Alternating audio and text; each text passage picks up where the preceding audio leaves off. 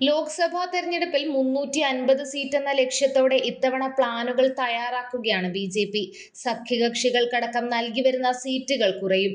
കൂടുതൽ സീറ്റിൽ മത്സരിക്കാനാണ് ബി.ജെ.പി. ഇത്തവണ തീരുമാനിച്ചിരിക്കുന്നത്. അതേസമയം കഴിഞ്ഞ തവണ സർജിക്കൽ സ്ട്രൈക്ക് അടക്കമുള്ള വിഷയങ്ങളായിരുന്നു പ്രചാരണത്തിനെങ്കിൽ ഇത്തവണ രാമക്ഷേത്രമാണ് പ്രധാന പ്രചാരണ വിഷയമാക്കുക. സംഘപരിവാറിന്റെ എല്ലാ പിന്തുണയും ഇത്തവണ കേന്ദ്ര സർക്കാരിനുണ്ടാകും. രാമക്ഷേത്രത്തിന്റെ ഉദ്ഘാടനത്തോടെ ആവേശം കെട്ടടങ്ങാതെ നോക്കാനാണ് സംഘപരിവാർ ബി.ജെ.പിയെ സഹായിക്കുക. ഇന്ത്യ സഖ്യത്തിന് മുമ്പ് സീറ്റ് വിഭജനം പൂർത്തിയാക്കി സ്ഥാനാർത്ഥികളെ പ്രഖ്യാപിച്ച് പ്രചരണം ആരംഭിക്കാനാണ് ബി.ജെ.പി. ഇപ്പോൾ ലക്ഷ്യമിടുന്നത്.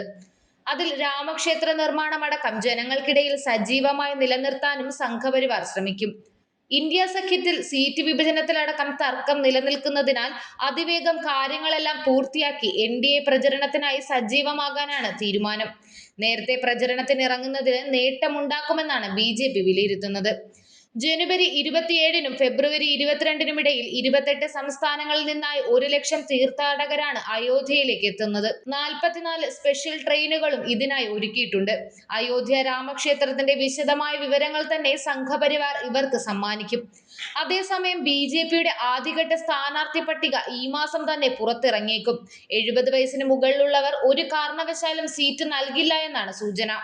ഈ നേതാക്കൾ അവഗണിക്കാൻ പറ്റാത്തവരാണെങ്കിൽ മാത്രമേ പരിഗണിക്കൂ. 150 മുതൽ 160 സീറ്റിലെ സ്ഥാനാർത്ഥികളാണ് ആദ്യഘട്ടത്തിൽ ബി.ജെ.പി. പ്രഖ്യാപിക്കുക. ഈ മാസം അവസാനത്തോടെയാകും പട്ടിക പുറത്തുവിടുക. വോട്ടുകൾ പരമാവധി പിടിക്കാൻ നേരത്തെ തന്നെ മണ്ഡലത്തിൽ സജീവമാകാനാണ് ഇവർക്ക് നിർദ്ദേശം നൽകിയിരിക്കുന്നത്. പ്രധാനമന്ത്രിയുടെ നേതൃത്വത്തിലുള്ള ബി.ജെ.പിയുടെ കേന്ദ്ര തിരഞ്ഞെടുപ്പ് കമ്മിറ്റി യോഗം ജനുവരി അവസാന യോഗം ചേരുന്നുണ്ട്. ഇവരാണ് സ്ഥാനാർത്ഥി പട്ടിക പുറത്തുവിടുക. പരമാവധി സീറ്റുകളിൽ മത്സരിച്ച് കൂടുതൽ സീറ്റുകൾ നേടിയെടുക്കുക എന്ന നയമാണ് ഇത്തവണ ബി.ജെ.പി. സ്വീകരിക്കുന്നത്. കഴിഞ്ഞ തവണ 437 സീറ്റിലാണ് ബി.ജെ.പി. മത്സരിച്ചത്.